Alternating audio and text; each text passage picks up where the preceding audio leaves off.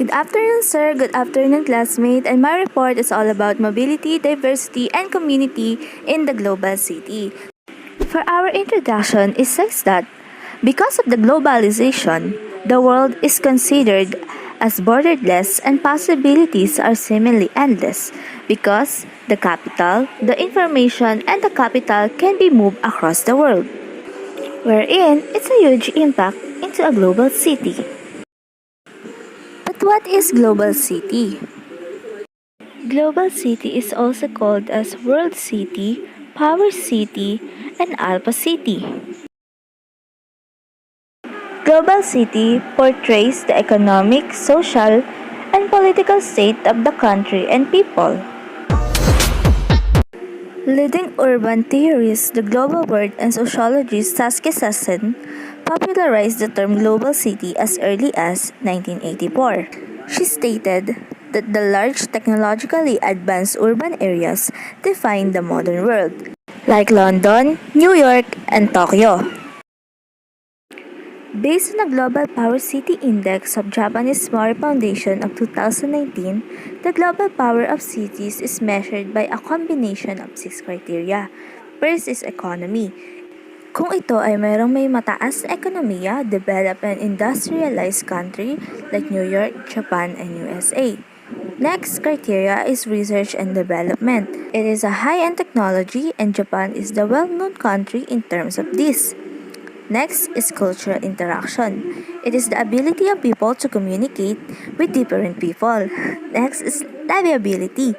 It is a good access to water, food, housing, transport, healthcare, and education. And last is environment and accessibility na dapat ang lahat ng pangangailangan ay makukuha o madaling lapitan o madaling mahanap sa lugar na iyon.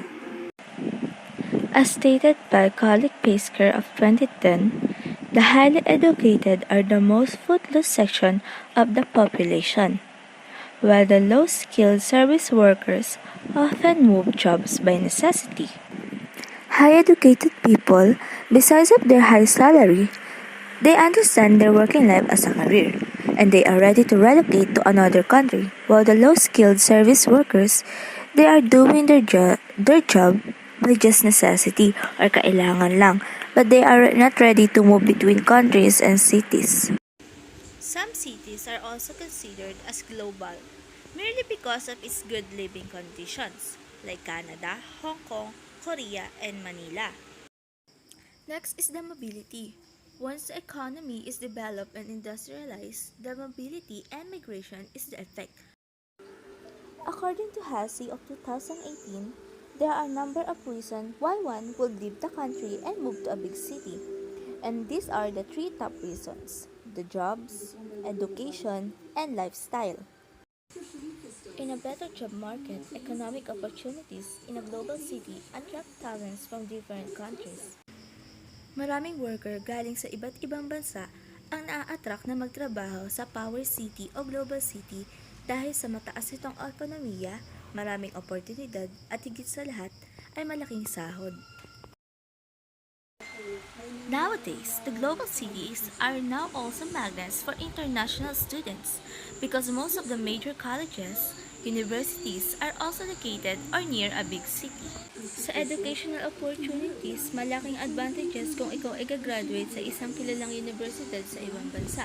Madali ka ma-employed o makukuha ng mga malalaking kumpanya.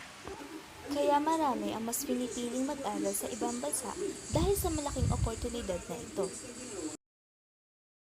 The last reason is the lifestyle.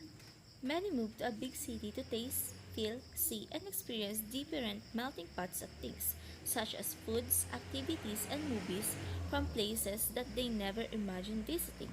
So others choose to move in a big city because they attract on this environment and the livability here. Because of the migration, cultural diversity is possible. It includes letter A. So why is cultural diversity is important in the global city or in a workplace?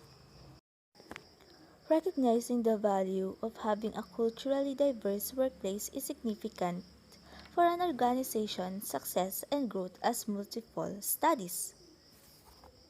Therefore, culturally diverse workplaces are directly linked with a higher innovation, creativity, and productivity, leading to a more profitable and fruitful business.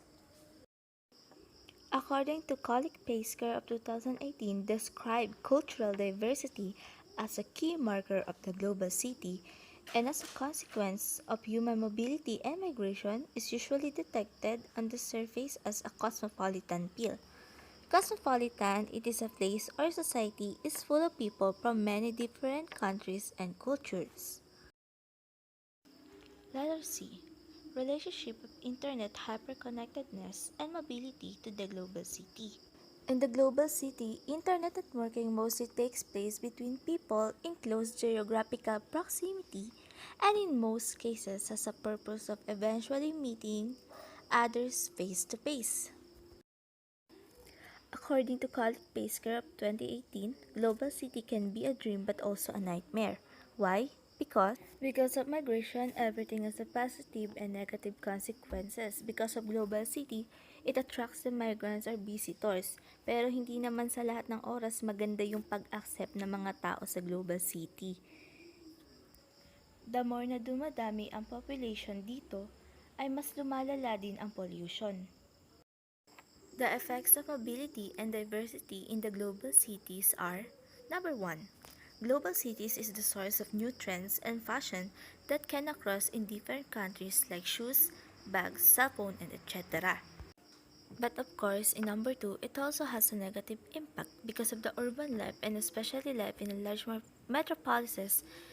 Global cities can be also harmful, polluting, ruthless, stressful, and unnatural life. It's because of the some migrants are poorly paid laborers, undocumented immigrants, human traffic for sex workers, drug dealers, and addicts and homeless people.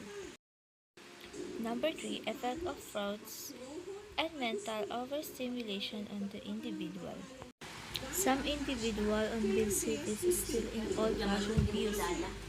And we all know that most of global cities are illiterated. So some migrants is hard to adjust in the situation. And number 4, global cities are no longer experienced as landscapes of production but as landscape of consumption.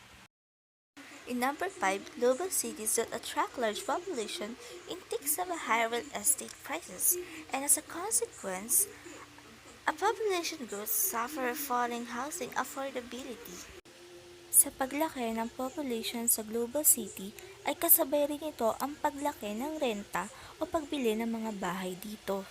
And in number 6, because of the diversity or the cultural diversity, it gives the global city to become more powerful by the potential of social cohesion and social capital.